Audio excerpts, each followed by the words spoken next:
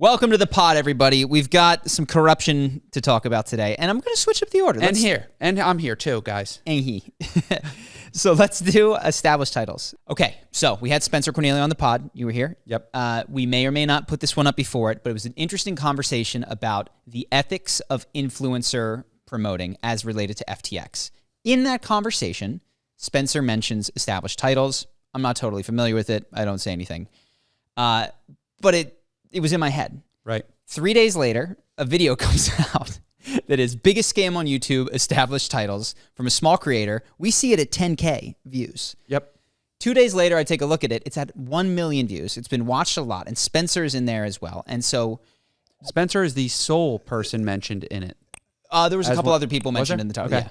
Yeah. But he was specifically called out, and I wanted to break it down. I investigated a little bit further and talk about what I think is the most interesting piece is not who's good, who's bad, but what is going on at a meta level of human psychology here. So context. Established Titles is a YouTube sponsor. They sell, and this is, I think literally what they sell is a piece of paper that says, Lord, your name. Yes. The marketing around it is fuzzy. And it's also fuzzy because they have their marketing on their website, the talking points that they give to YouTubers, and what YouTubers wind up actually saying, which are all a little bit different. But their website has this air of legitimacy. It's called established titles. You get the idea that, very clearly, like become a lord or lady Today. And while it is obvious that you are not going to walk around with necklaces and claims to huge plots of land, it seems at first blush that you get a dedicated plot of land in Scotland. They say the word dedicated. And the impression is that you're an owner of like an area this big in Scotland. Seems like a loophole in the Scotland. Yeah. And it's like, You're and I buying a get to loophole. call myself a lord or a lady as a result of this. Yes. So it's certainly, even in that understanding, I don't think anybody's going to Scotland and demanding their rights. Right. Like everybody gets that. They also say that they'll plant a tree, which I think is reasonable to infer that, oh, probably in Scotland, because like you guys are interacting with Scotland. They say we own a plot of land in Scotland and we're going to preserve. They use dedicated, and so they're fuzzy. And what actually is going on with established titles is it appears that they have dedicated plots of land, which is you do not own it, but it is preserved from, I don't know, like the thing that you would do with the rainforest where you say this section of land is safe. Yes. That's a charity that you can donate to, which they build like tree walls in the Amazon that makes it harder for loggers to get in, and so we can preserve more of the Amazon. Mm-hmm. You don't own anything, and the Lord title is not something that they have really anything to do with at all. There's a custom in Scotland of land ownership being related to Lord, but you don't own land. Nothing is going on in Scotland. And some jurisdictions will just literally let you write Lord on certain identifications. Not a driver's license or a passport, Right. but whatever other identification. Yep. So there's a lot of fuzziness around what this is, but it seems totally fair to say that they are taking steps to mislead people as to what they are getting, which is some sort of weird loophole that you get to call yourself a lord, and then they send you a plaque. So Scott Schaefer makes this video calling that out, investigating some of the people behind it, and I reached out to Spencer because we had a whole conversation about the ethics of promoting FTX and other things. And just for the context, he'll make his own video and say whatever he wants to say, but he did say he's likely, I don't want to promise because it's his decision, to cut ties with them. He explained his perception was that it was a gag gift. I told him that I was like, I understand what you're saying. I think that people reasonably inferred that they were getting something more than was being delivered in this. And, I said, it's my recommendation to you that you acknowledge your role in perpetuating that misunderstanding and that you received money for it, and talk about it in whatever way is honest to you. So that was our conversation. But what I think is most interesting about all of this is the Spencer and other people, and this is not meant to be a negative on Spencer, but I'm using him as an example, is that he looks for corruption and scam professionally. Like that's Yes, people who mislead. People who use mislead. words And he's to cover up. and he's very good at it. He Yeah. goes Oh, in, yeah. he digs in, he reads the lawsuit, he goes to the terms and conditions, he goes into people's things. And when I spoke to him, he said, yeah, I didn't, this particular one, I thought it was a gag gift. I didn't dig in deep. And what I said to him was like, imagine if instead of paying you to promote this, I said, make a video, I'll give you $2,000 to tell me why Established Titles is full of shit. You could have come up with a 10-minute video. I know you could have. And he was very receptive to this. And this is not about him. I think this is true of everybody, myself included. Man, money fucking corrupts. Yeah. Like, go ahead. I got an offer for Established Titles, and it was looking good for my YouTube channel. I'm like, yeah, gag gift. They're throwing money around. I told you not to do that, didn't I? Yes. You told me not to. And then I said, well, NordVPN. You're like, you have no reason to do NordVPN. I said, I'm into personal privacy, Charlie. So much so. Yes. Well, so let me just also give some context because I totally like Spencer, which I told him this is not going to play well from a PR perspective, but like he's in a $190,000 lawsuit for, I think, talking very honestly about another influencer. Yes. He's in difficult financial straits for like revealing the truth of exploitation and fake shit that's going on out there. That doesn't justify, but like it allows me to empathize with the perception of like these people are offering me money. I'm not going to turn a blind eye.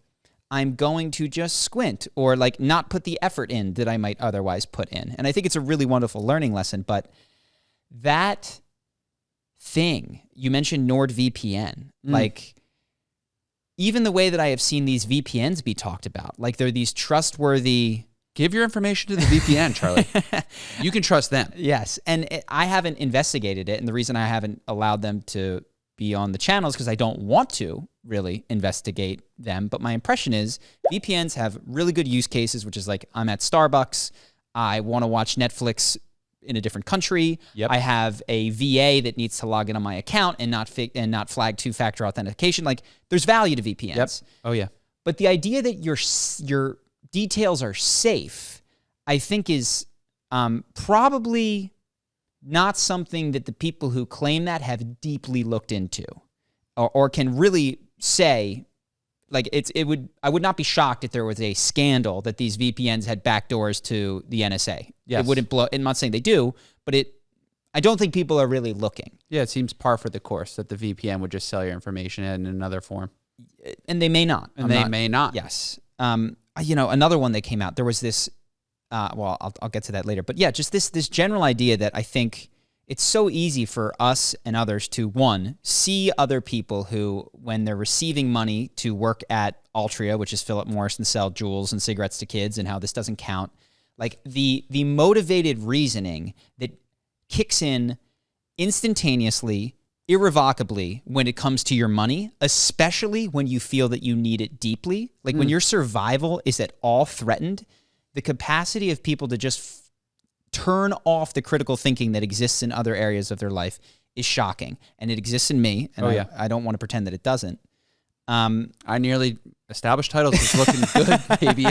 Become a lord or lady today. Yeah. And I think also, to be clear, just for you, if you were to say Established Titles is sponsoring this video, they give out fake lordships. If you were to just own what it is, I don't think that there's a problem with selling gag gifts or pet rocks or name a star, but you're not really naming a star according to any international agency. Yeah, what's going on there? Nothing is going on. They sell you paper. Like the pet rock sells you a rock, yeah. But like Gucci sells you status. All of these amorphous things that if they change your state, it's really what you're buying, except if you're unclear and you are deceptive about what is going on. Right. So if you say this is fake, you can call yourself a lord if you want, but I'm going to send you a plaque. Yeah. And then Dad's happy. You're fine. So yeah, it was interesting to talk to him. I appreciated his receptivity. I don't know ultimately what he's going to decide. I also think that I can see the perspective of like, which I don't support, but there's such fuzziness in this Established Titles thing. Like right here, they do say that it's a gag gift, but it's in the middle of the page, not big. Yes. Like, and there's the business is built, I think, and certainly receives a solid amount of its income from people who misunderstand what they are buying. Yes, of course. Yeah. They advertise heavily with someone who's going to put a 60-second placement in their video of someone you trust. Says, become a lord or lady today. Mm-hmm. They don't say it's souvenir land. It's not actually established titles. Well, they do in their, and I got one of the people posted allegedly what they tell you to read, and they're very careful in their ad rates to instruct you, do not use this word, do not use this word. But are they following up and making sure that the YouTubers never do that? Or are they happy to wash their hands of that? So it seems like a lot of cover your ass for like what at its core is I'm okay with people being, if people are misled, as long as they give me money, that's a type of error that I'm okay with. Seems to be consistent. I think this is a good time for our sponsor of today's video. But yeah, so things that I wanted to highlight. One, it's the protection of yourself for money, which codes for survival, is a cognitive bias that is like an optical illusion, which is even if you know to anticipate it, you can't stop it. It's going to happen. The only thing that you can do is to build a system, which can be other people. It can be feedback mechanisms that allow you to correct for it, because you will, when you feel that you need something, convince yourself that it is moral, justified, the exception to the rule, or just that you don't need to look that heavily on it. And this is not an indictment of any individual. I know this occurs in my own life as well. The other thing is that I actually think some of the comments were totally reasonable, but there also needs to be what Spencer and I talked about. But when you are calling out fake gurus or things that you think are scams or things that I think you want to leave space for that individual to not feel completely canceled, excluded, and relegated to like outside the fold. Because if there's no road to redemption, then I think that's how you fall into like a victim of your own creation. Well, then you can dig in, and now you've dug your heels in because people are saying that you're a monster. You know, instead of saying this was a piece of behavior that was not something you ought to continue doing, when the feeling is you're wrong, you're a monster, you're irredeemable, which can sometimes be literally communicated in what people say to one another, that does not encourage the recognition that, you know what, I fell victim to that particular cognitive bias. This is my bad. I'm sorry if I've damaged people. Let me take steps that I can to make up for it, and to move back into this fold with a like, okay, I'm going to look at sponsors more thoroughly. I'm going to have a whole new system around catching this particular bias in my own life. Right. And I actually don't think the video that was made was overly aggressive. Some of the titles certainly are, but again, this is the YouTube game of sensationalism to get the click. Yeah. Got us. There just needs to be a route to redemption and repair for people, or else people will dig in their heels, and I think you will get a lot more of like people that then just go into this section of the internet where it's just like selling Alex Jones type supplements because there's no way back into the graces of society. Right. Anything you wanted to add? No, I'm trying to think of an example of someone who's just dug in so deep that they are just willing to go down with the shit. I definitely could think of examples, but I don't think that it's I don't know that the ethics of just like, because I don't know for certain, but I think of YouTube creators that I'm immediately come to mind for that. So yeah, not trying to, it's not about the individual, is I don't think the point. It's about the bias that exists in all of us, myself included. This is another thing that I've had to realize is like, somebody reached out to me after the podcast. I thanked them. They said, hey, I've got these wealth advisors. They've done very well for me. I said, oh, send me the portfolio. It had Altria in it, which is Altria is, they sell cigarettes and now they sell vapes to kids. And it's just like, oh, cool. Like I can close my eyes, make money off the back of giving lung cancer to kids. It's fruity flavored. Yeah. And, well, they haven't proven it yet. And the studies don't totally show. And it's, popcorn. And it's, I don't think that is a bad individual. I don't think anything like that. But I think that the temptation to, when you're making money, do things that you would not approve of which is like literally get paid when you beat earnings for selling cigarettes. Right. Is like these people would never want to create that business. They'd never want to do it, but they're happy to own it if they can feel at enough distance from it and reap reward. Yeah.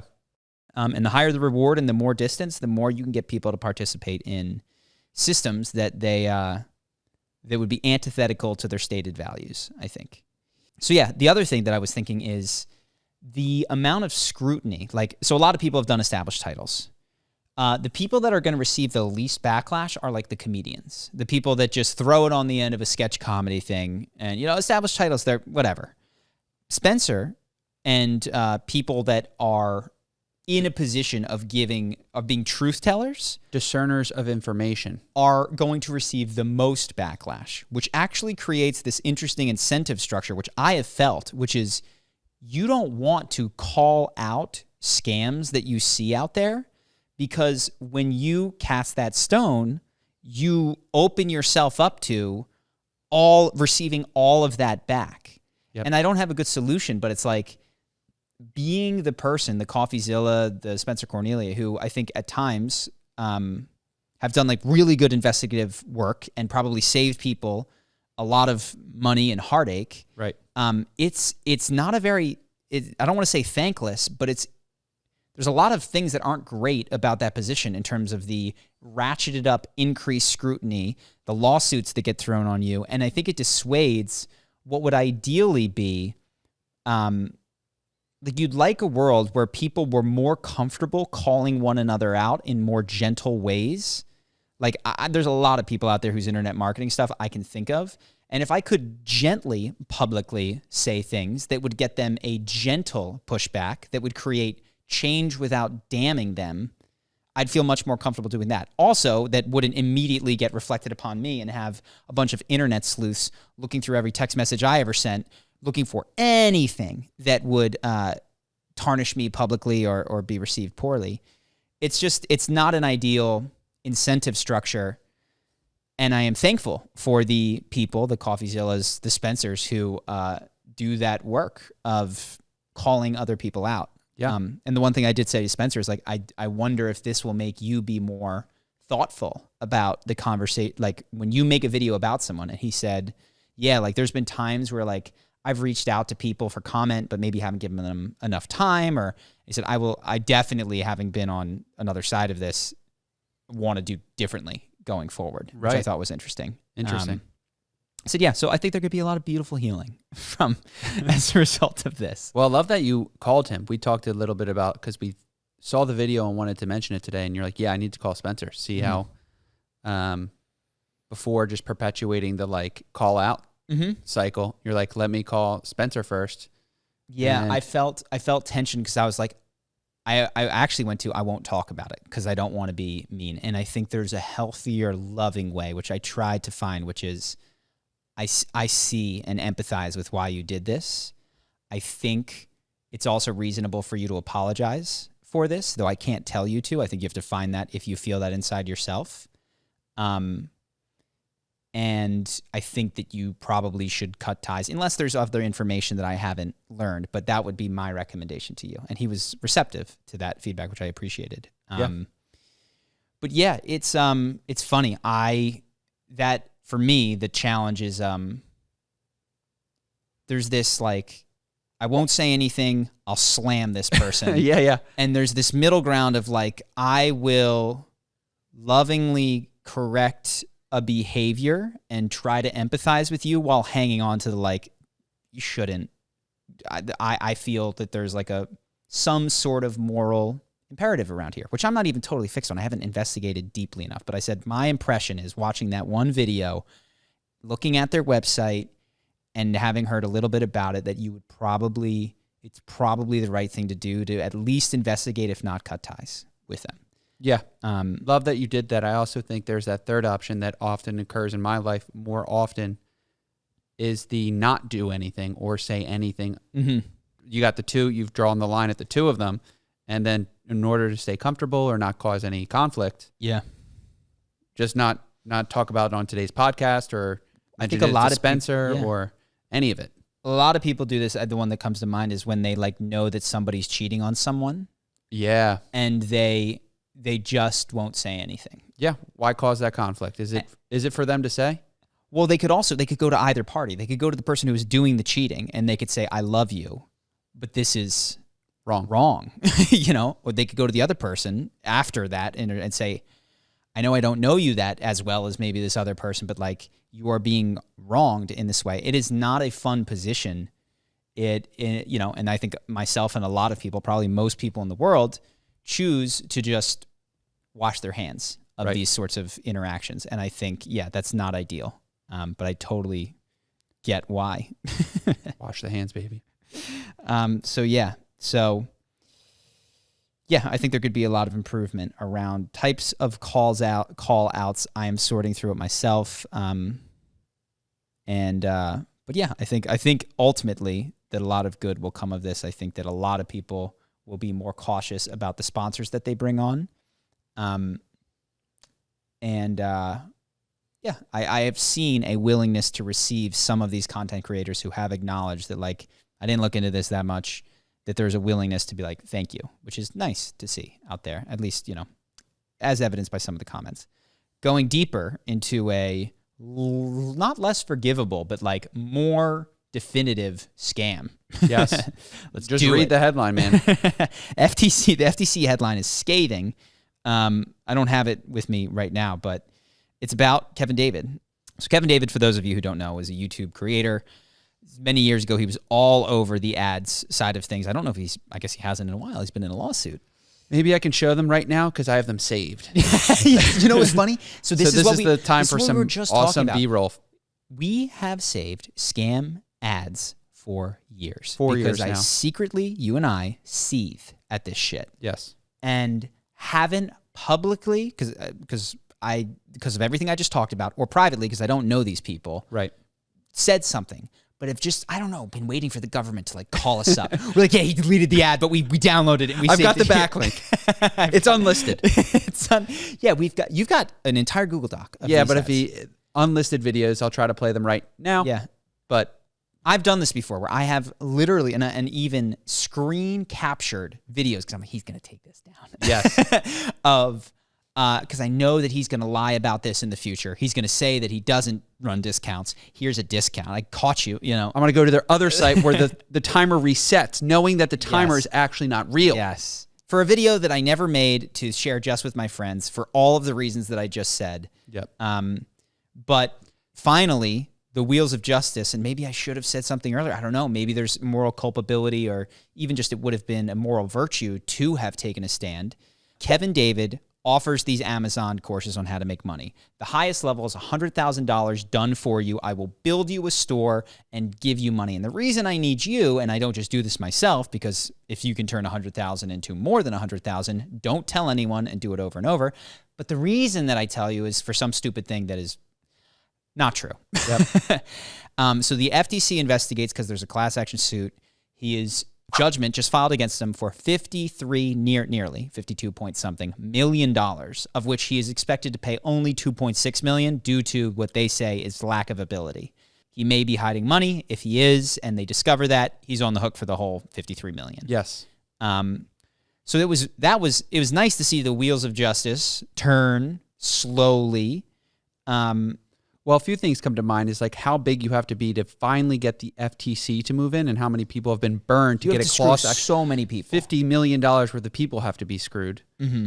And so, man, if you're operating at the 10 million cost and only screwing people there, can't get it to stop. And you just got me and you saving their YouTube ads. But yeah, it's been a process. He's been started way back when with Facebook ads and like now today done for you business and finally enough. And I'm getting mixed up with the cast we did previously, but speak to some of the like tactics he was doing to try to manage everyone's like negative feedback. Yeah, we talked about this a little bit, but there was he was busted for fake income statements, which were caught because he was missing a comma. In Amazon, when they print, $40,000, they don't miss a comma. That's a automated program. But when you type it in to Photoshop, you can easily skip a comma. Yeah. he was also, CoffeeZilla made a video where I forget if it was Coffee or Spencer, but accused him of plagiarism pretty convincingly, and I'd seen him lift thumbnails and stuff, which I have more space for, like thumbnails and titles. I'm not as upset. Content, on the other hand, is that's not okay. And then they got cease and desist, and I don't know if it culminated in a lawsuit, but it was just like, he made it very not worth it. He also sued customers that would speak bad about him. This is kind of what I was getting at. The Better Business Bureau and the customers' feedback, which he doctored. Yeah, and he literally threatened and sued people who exposed what was actually going on, which is he was making ridiculous promises that he wasn't backing up, and people were reliably, it was a machine that ripped people off and moved money from them to him. And then he plowed a lot of that money back into ads to continue to do it. And yeah, I'm glad that that's been stopped. And it was interesting to read such a direct statement from the FTC around phony, get rich quick scheme. It was felt vindicated. Yes. But also, this question of like, shit, should I have used my platform, completely unrelated, to have said something about this before? And I feel this right now. There's people that I could talk about. It's like, I will get sued. I will have a lawsuit. I might get sued for saying this, but we have to talk. Do I want to be in the position that Spencer's in, $190,000 later, not even close to being done? The cost of these people make the cost of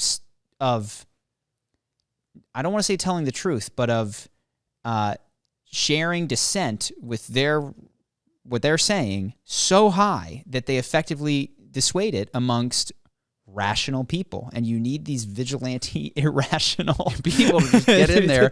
Like, I have nothing to lose. Sue me. To do it. So that was just another interesting thing that went down this week. Is there anything you wanted to add to that? Nope. Hopefully I can play some B-roll of my OG days. I've been saving this doc, man. At least I could just show you the doc. Yeah. Well, again, my brain immediately goes to like, be careful because that's copyright, and I'm sure he seems comfortable, or was comfortable. He was litigious before. I don't know if he is anymore, so we'll see. Great word. So yeah, other things, totally random switches. So for the podcast and other stuff, I just I'm calling myself out and trying to remain centered. I have been focused on a lot of different things. I have not been an essentialist. I have been a little bit over here, a little bit over there. I've had social media. We shared a post. And I'm wading into the very risky waters of trying to have Instagram add value to my life net, which I think is near impossible. As a consumer, I would agree. Yes, I think it's near impossible to like engage with Instagram and have it add value to your life. But one of the things that I'm trying to do is for the podcast is between text messages and other things. It's not just Instagram. I'm texting more, connecting with people that I might not have spoken to as much. My phone is consuming more of my attention, and it'll be interesting to see because I do feel at the end of my day so much more frazzled. I'll have talked to a bunch of people, some of whom I haven't spoken to in a long time, to invite them on the podcast, but then they'll say 3 other things, and now we're texting back and forth. And I realized that my way of dealing with my inability to win against big tech, like I can't win. I see you confused. Yeah, I think we've talked about this before. It seems like the thing is the reactivity that you have to operating in big tech. When I open my computer and a Discord thing pops and a thing, and now I'm over here and there was something I was going to do, they beat me 999 times out of 1,000, and 1 in 1,000 I go, no. And the way that I've handled that is like elimination. I'm shut this down, delete this, don't have this notification. So I'm trying to have a more subtle engagement with these things that, I'm using do not disturb on my phone and trying to create routines so that I can enter into this admittedly dangerous world of Instagram and interact with people, send messages, like a photo, like to have more social media loose connection acquaintances for the podcast, to have other people come on, people that I like, but if I'm not on social media, I don't remember. I remember the 6 people that I see every day. Right. And also to build that other habit, which some people have innately. I spoke to Chris Williamson of Modern Wisdom, of just like random texts. And I asked him, do you have a system? Like, you send me random texts. And we spoke once. And he's like, no. He just thinks of it and sends I mentioned you. And then he said, when I think of people, I try to send him. But I was like, but yeah, then that pulls you into your phone because now I'm texting you back because I'm happy to receive. And I think that's something that I'm working on dealing with, and I'm going to keep people posted on how I manage it. Navigate. Yeah, the social media pool, the YouTube pool. Mm-hmm. So friends out there, message Charlie, send your DMs, your likes. Your likes. He loves kitty videos. Yes, I love all of it. So let me see what else I've got here. So this was interesting. I spoke to Chris. Chris who? Chris Williamson of Modern Wisdom. Had a good chat with him about a number of things. And I met him through Ali Abdaal on YouTube, and I say no, or was at the time, to everything. That was my essentialist way. I was just like, no, no, no, no, no, no, no, no, no. Don't care who you are, no. Like I literally wouldn't let requests reach me because of how easily distracted I was and my proclivity to say yes. Yes. So I just built that system in, and I was speaking to him, and he got me on the podcast like lickety split. He's like, how about tomorrow? And all of a sudden I was on the podcast. Yeah. And I realized at the time what he did, he's a very good conversationalist, but he assumed the sale. And he was just like, what times are good for you? And so when he was giving me feedback about my outreach to other people, my outreach to them is very, would there be a time? Would you like to? Like, I know that you're busy. Like, it was just very... I'm a huge fan. Was a huge one. Yes, it was. I wanted to tell these people, like, the creator of Arcane, I'm a massive fan. I want to like fanboy, and he recommended not doing that. Right. He showed me his, and I think I know that his way has a higher hit rate than mine does. It succeeds more, and he says, look, when people there's an underlying thing that is going on. One, you don't have all of this person's attention.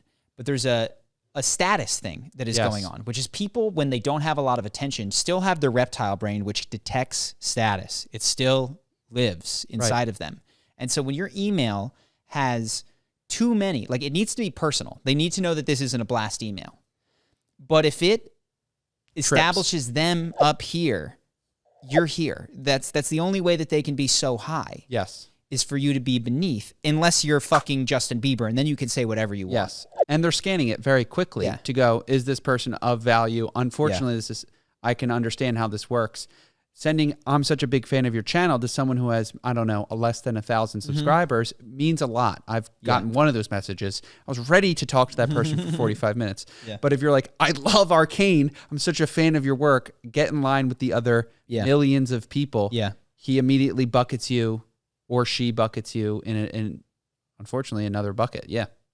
So it's interesting for me to wrestle with that because I have this proclivity to tell more of the truth. I love Arcane. Yeah. I want you to come on. And the other thing he said, interesting, is he said, I do not tell people what I plan to talk about, because that, one, maybe they see you list 3 things and they go, I don't want to talk about one of those topics. And like, the no overrides all of the yeses that might be in there.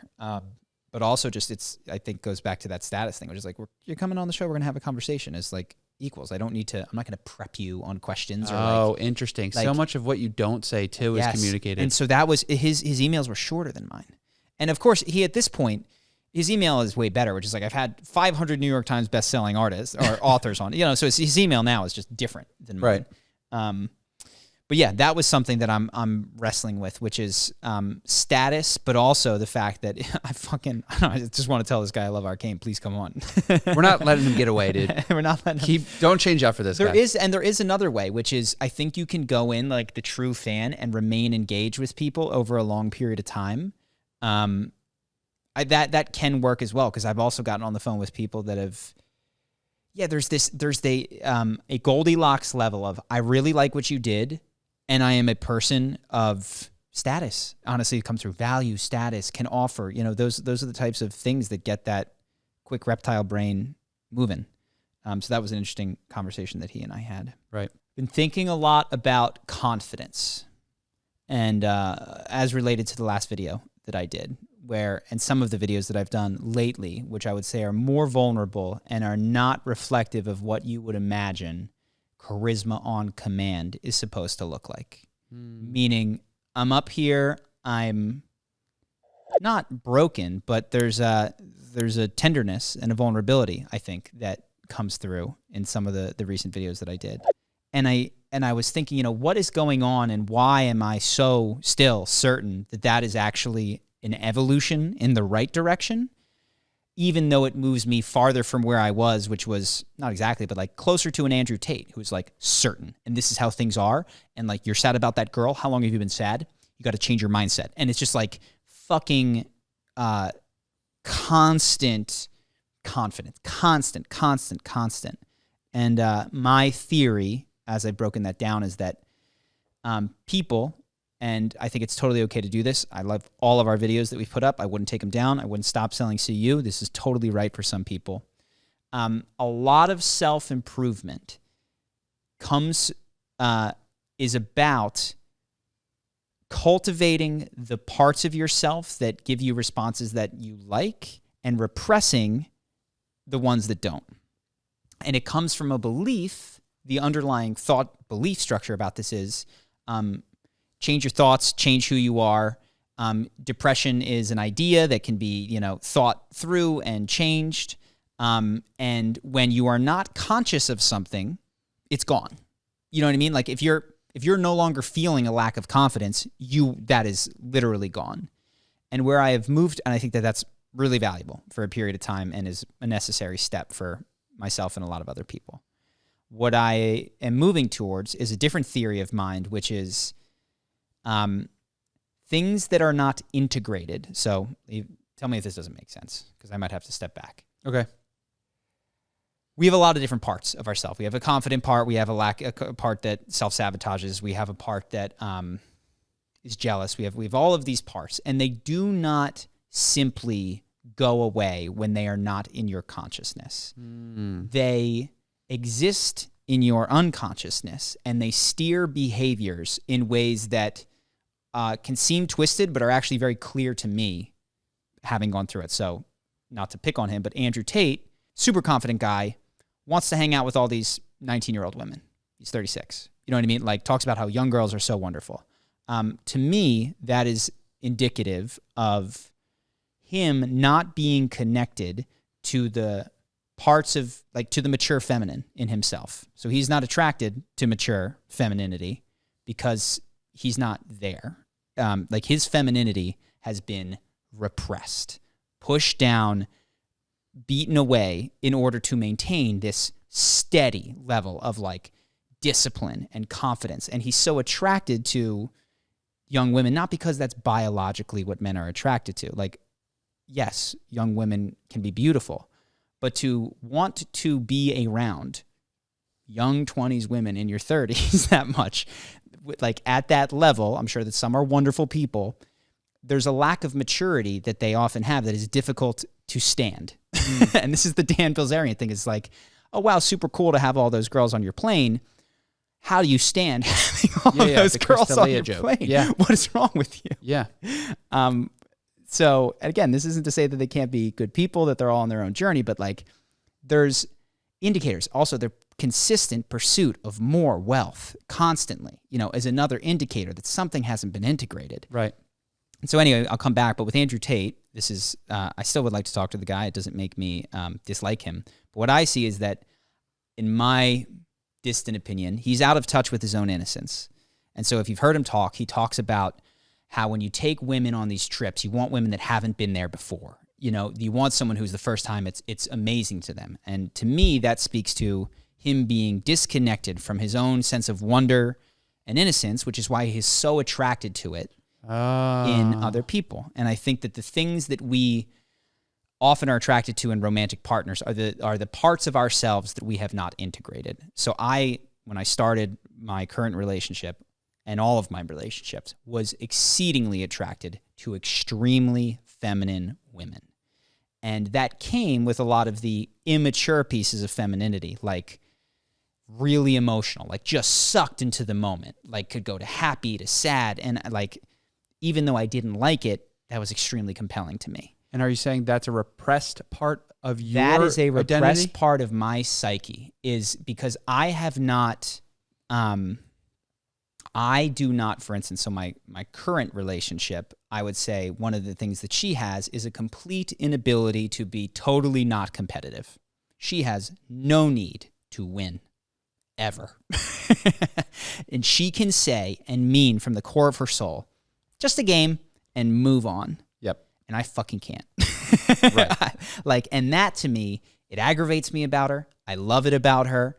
And that pull is because the way that I treat games, whether it's business or a video game, is like, I'm there to win. Right. And my inability to integrate that in myself has made it attractive in her that she is so far to the other side.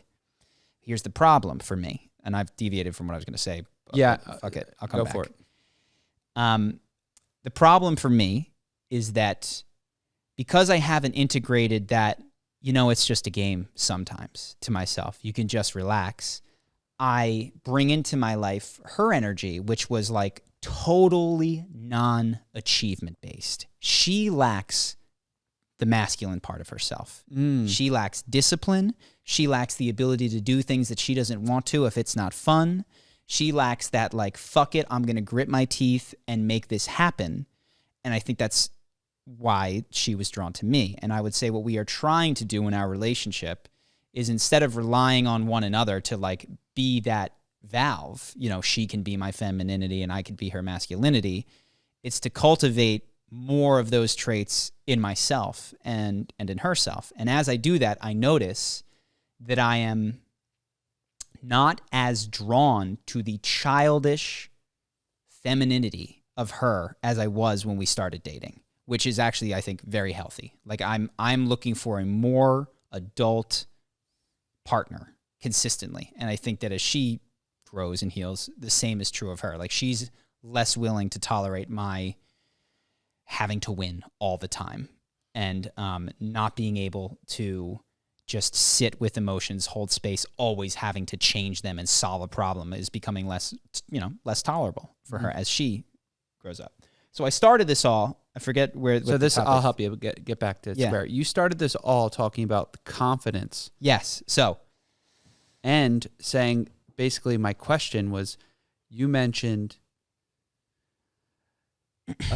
smile for 8 seconds and you'll be happy. Yes. And that sort of confidence is sort of a repression at the gain of becoming another emotion for that second. Yes. But that repression is still going to be there. It's going to still, drive the boat, drive the car. Yeah. What's going on? Yes. So that state change focus, that just change your thoughts focus, that it's kind of Tony Robbins-y. Like, you have a bad state, like, change it. You have a bad state, like, just change, push down, habituate yourself into a different state. That model works if you believe that things do not get pushed into the unconscious. I am of increasing belief that while that is a wonderful way to deal with a lot of aspects of life for a lot of time, it will create these Andrew Tate style bubblings where you're incredibly successful, but there's these things that you can try to justify and explain, and they're not necessarily evil, but like, he's not attracted to mature femininity. Mm-hmm. And that is going to be difficult for him to deal with for the rest of his life as he finds himself continually drawn towards young, beautiful, immature women. Got it. So what about confidence in this?